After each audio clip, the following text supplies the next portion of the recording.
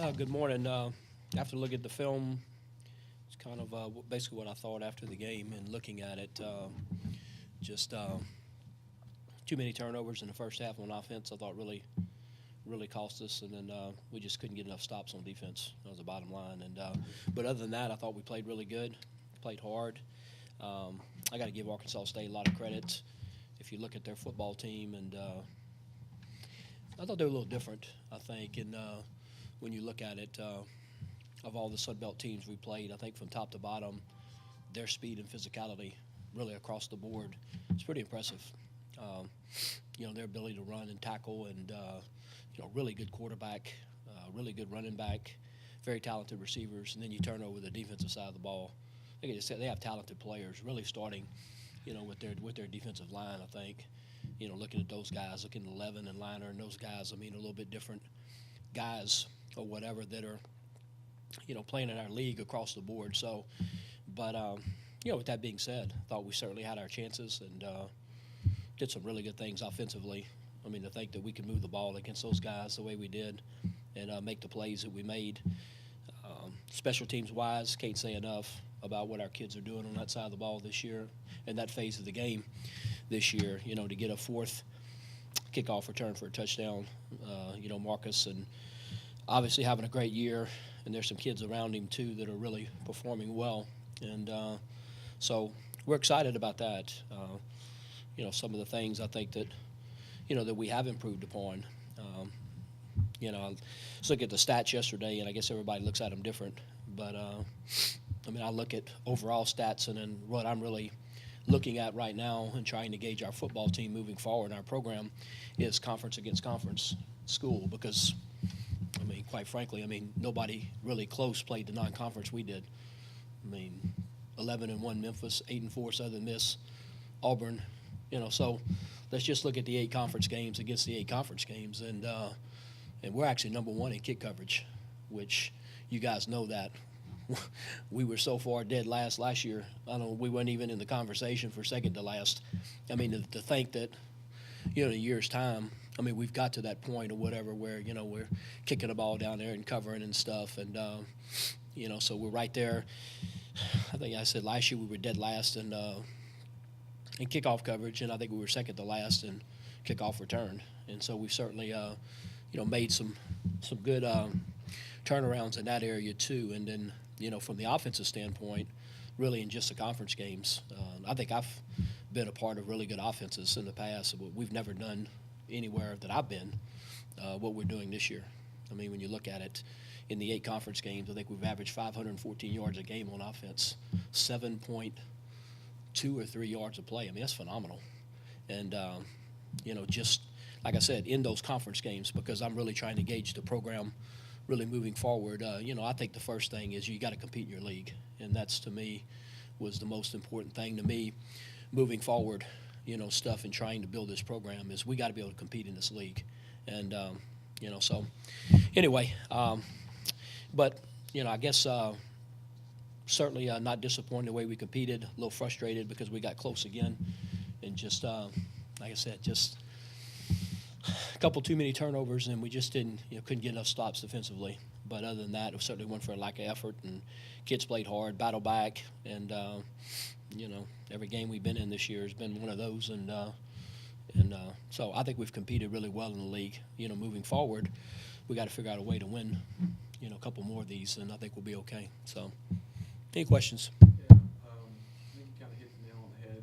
Which is the last game of the season, and it seems like it's the same old story again. You guys compete hard, and you're just a player or two away from winning a lot of these games. Would you kind of agree that sums up the season? Yeah, I think pretty much. Yeah, we've been very competitive in every game, and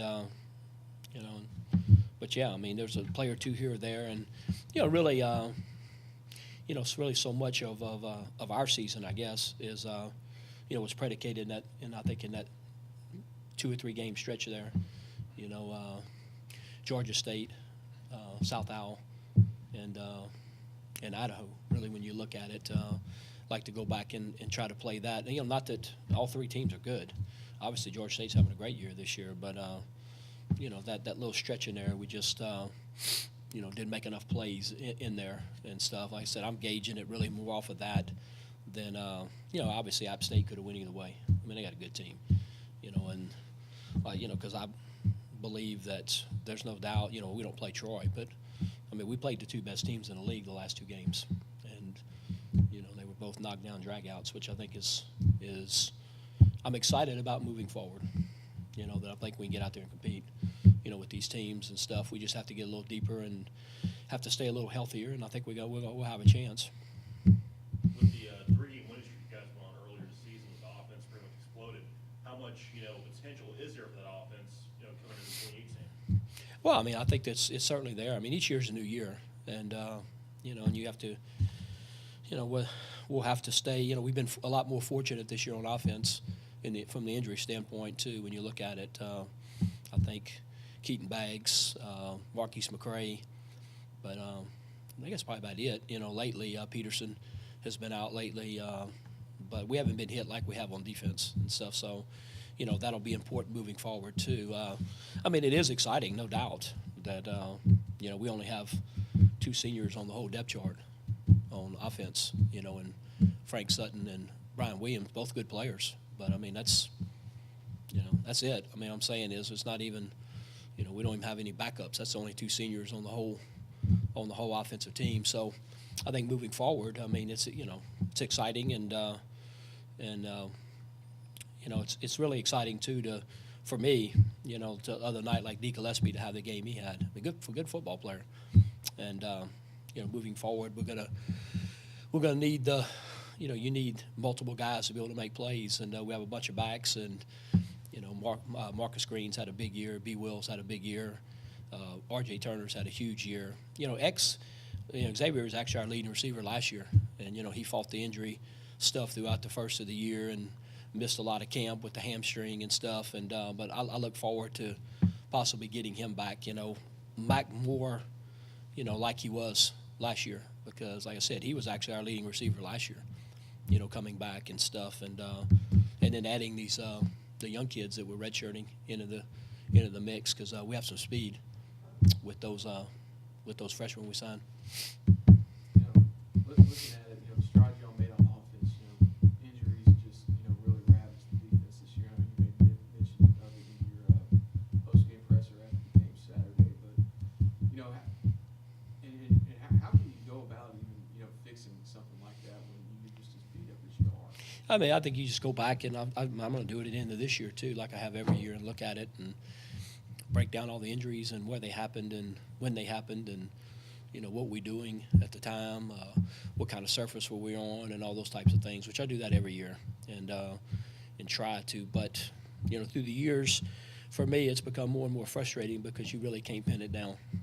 It's just, and I've seen it happen in different years, and this year it just so happened really to our defensive back position, and here as of late the linebacker position. But I've had some years, and that I remember a game, I don't even remember the year, but we went and played LSU, and we only had one tailback. Our backup tailback was the quarterback, and we worked a DB that week. We didn't even have anybody on the team, okay, well, let's bring this walk-on up. Or we had nobody, so, and this year, so it's different things each year. I mean, I've had some years where we were decimated on the O-line, where, you look up, and which I think ULM was the year before I got here. I mean, they had all kind of injuries on the O-line, but we've been pretty fortunate really last year and this year, and with Keaton really being the only one. Good football player too. I would have loved to have Keaton, but so he kind of, you fix it here and then it moves here, and then and it kind of, I don't know. I wish I had better answers for that. I've always said I know just enough about injuries to be dangerous, so I kind of back off and let them handle all that, but just kind of look at what I can do, we can do better, from a strength and conditioning standpoint, from practice standpoint, and just trying to look at what we're doing. With the news that Coach Michel's going to be retiring. Yeah. So what are your comments? Well, yeah, I know. I mean, it's certainly mixed feelings for me and really for all of us, that have been around Manny and Marge, and I'm excited for him because he seems to be excited, that it's come to a point in his career that he can retire. And if you know anything about Manny and Marge, now they're gonna have a good time in retirement. I mean, they're gonna travel and they're gonna do they're not gonna be sitting idly by, and they're gonna do a lot of things. But I'm certainly gonna miss him. I mean, he's first class and professional, and I've always said that I'd love for my kid to play for Manny. You know, just the way he handles the players, and the neat thing about Manny is that through the years, and McNeese and in here, the guys that have played for him in the past, more than anybody I've seen, come back to see him. It's incredible, you know. And they had guys that played at Nichols for him that would stop by Lake Charles. They had guys at ULM that would stop by Lake Charles, and you know. And in here, I mean, the guys coming out of the, you know. And I mean, he's just that kind of person, you know. That you know, he's had effect on a lot of people and stuff. Really good football coach too, good recruiter, and so we'll miss that too, because. I never seen anybody as passionate about recruiting as Manny is recruiting New Orleans. I mean, he loves New Orleans and loves to recruit there and stuff. So, you know, we'll have to certainly feel not only a D-line guy, but we'll have to feel a really good recruiter. Hey, Coach, I hate to go back, but I meant to ask you earlier about the defense on Saturday. Was a thing of missed assignments, you know, missed tackles? Yeah. I think it's really, to be honest with you, Chris, I think it's accumulation, all the above. Really, when you look at it, you know, we got out of position several times. We missed tackles several times, and they made a lot of really good plays too. You know, and you go back and look at it, and we were talking about it the other night after the game. You know, 50-50 balls. You know, more like 80-20 balls, really. But you go back and look at it. I mean, gosh dang, they made good throws and good catches. You know, I mean, we had guys, we're all over them. You know, and the guy just sticks his, you know, and it is tough. I mean, because they, you know, they're whatever they are, 6'4", 6'5" guys and stuff. But I thought, you know, Juan made plays, no doubt. But I thought, to me, that was because there were a lot of crucial third downs that those 50-50 balls kept the drive going. And, you know, that we needed to make more of those plays to get off the field. But like I said, a lot of it, too, was they made some good plays. I mean, you got to give him credit. That quarterback, you know, those back shoulder throws he was throwing, I mean, was about as good as you can. And then they made a couple incredible catches, too. So. You're a little bit of a, I guess, a sense of inflation in the locker room after the game. You know, technically, you guys were in the hunt for, you know, a bowl game with, you know, going to 6 wins, but, you know, the 7th loss on Saturday. Is there a sense like deflation in the locker room after the game? Yeah, I mean, I would think so. You know, I just walked through a couple of times, but I'm not disappointed, and you know, because one of the things we talked about too is there, you know, we have this. I'm not sure the history and all that, but when I got here, you know, we haven't had a lot of success against Lafayette as of late, and we kind of, you know, broke that ceiling. And then I don't know, maybe correct me if I'm wrong, Nick, I don't know if we've ever beat App, and you know, we kind of busted that ceiling a little bit. And the last one that's kind of had their way with ULM is Arkansas State. So I think you know, we kind of hyped that up a lot too. You know, really more than the, you know, possible bowl or anything. I mean that, you know, that they were coming in the Malone Stadium, and this was an opportunity to kind of dent that ceiling a little bit too and stuff. So I think that's probably, you know, to me was disappointing. And but like I said, give Arkansas State credit; they got a good football team. Prepared, you had a whole week of prep for Florida State earlier this year. Mm-hmm. Now you have to come back and look at it. What have you seen different as far as the football team? Well, obviously starting, you know, quarterback, and that's the, you know, that's the biggest deal. When we played them, we were supposed to play them or whatever. We really had nothing on the new quarterback and, you know, kind of what they were going to do and how they were going to do it. You know, everything we had was from the Alabama game in the year before with Francois and stuff. So that's, you know, different, you know, and stuff. They're more play action type stuff. You know, throwing the ball down the field a lot. What to me really, you go back to some of the guys that Jimbo had at LSU. You know, when they had the big quarterbacks, and I always thought he was really good at, you know, what I call the over route stuff. You know, the guy coming across at 20 and then a guy coming over him and stuff and throwing the ball down the field. I always thought that Jimbo was as good as anybody doing that. And it seems like, you know, with Francois, they became a little bit more spread, and he ran it and did some stuff, and then now they're back to really more of a conventional, you know, pro-style attack, so to speak, because this young man doesn't run it as much as the others do. But other than that, the same. They still got, I mean, gosh dang, they're talented up front.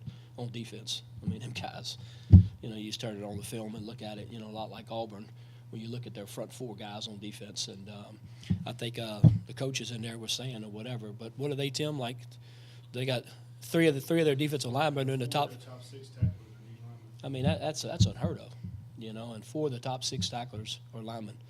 I mean, that's really unheard of and stuff, but how talented they are up front. And then, all these teams you're going to play, I mean, they got those secondary guys are, just like Auburn. I mean, you look at them, and the guy runs across the field and makes an incredible play, and then you look down there, and he's 6'1", 218, I mean, really, I mean, you know what I'm saying? I mean, they look like linebackers, but they run like corners and stuff. So that's all the same, really, to answer back your question. But so I think that they'll, what they've been doing is more what I've seen Coach Fisher do in the past, and then defensively they're pretty much, the same as what they were doing. And we McNeese guys, we have a long history with